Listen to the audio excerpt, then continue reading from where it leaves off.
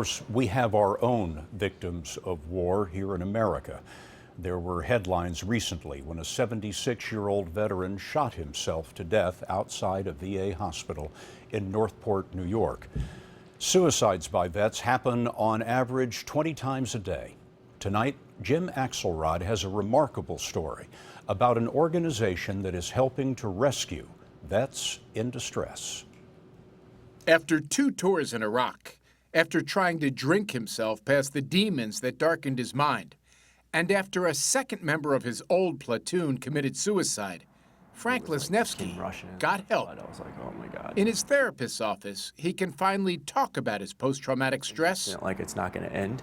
Instead of being haunted by it. You know, that tension across my chest. I was immobilized. You know, it's like being frozen. Just watching time pass. It's crazy. Nevsky, a retired Army staff sergeant, hit his own bottom and contemplated taking his own life. I had a great person tell me once that, you know, don't.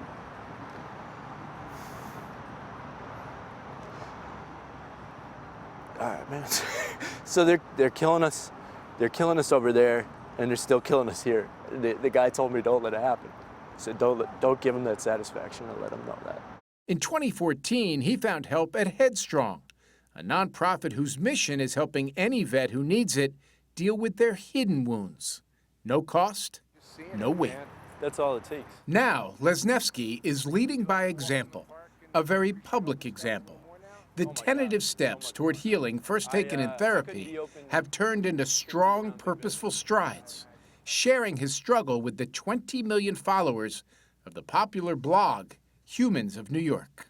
There was an old man fishing in the same spot every single day. And so one day, this 15-year-old kid rides up on a scooter and drops a bomb behind him.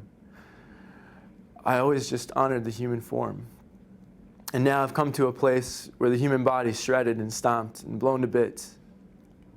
And it just wasn't me. I used to be jokey, I used to be goofy. I was Frank from North Scranton, and I know I won't be that again. So far, more than a dozen stories have been published. We asked a few of the bloggers to read what they posted, like Platoon Commander Chris Wilson, who described the burden of wartime leadership that's still with him, even after the shooting has stopped. If you don't do your job, people will die. Over and over, it was drilled into me that people would die if I messed up, and 9 of my guys died. So it's been extremely hard to forgive myself. Others, like Army combat medic Jenny Pachanowski, described the battle they fought once they arrived back home. For a long time after I got back, I isolated myself in a cabin and drank all the time. Then at one point, I decided that I was going to try everything possible to feel better. And if nothing worked, I was going to kill myself.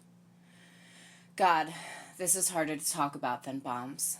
These folks are just as courageous as folks who do something physically daunting on the battlefield, because they are bearing their physical wounds in order to help a broader community and save lives. Headstrong's executive director, retired Marine Captain Zachary, teamed up with Brandon Stanton, the creator of Humans of New York, to get the word out.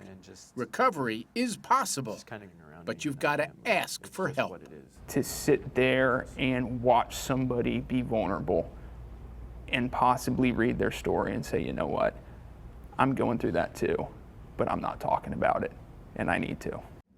It took a lot of therapy to release this type of self-torment, and therapy is the only reason that I can talk about these things today. Now I could own it. I could say, this is who I am.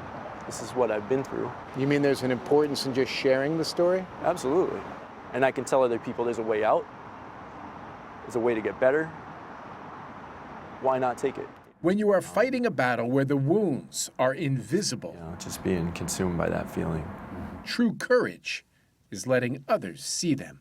Jim Axelrod, CBS News, New York.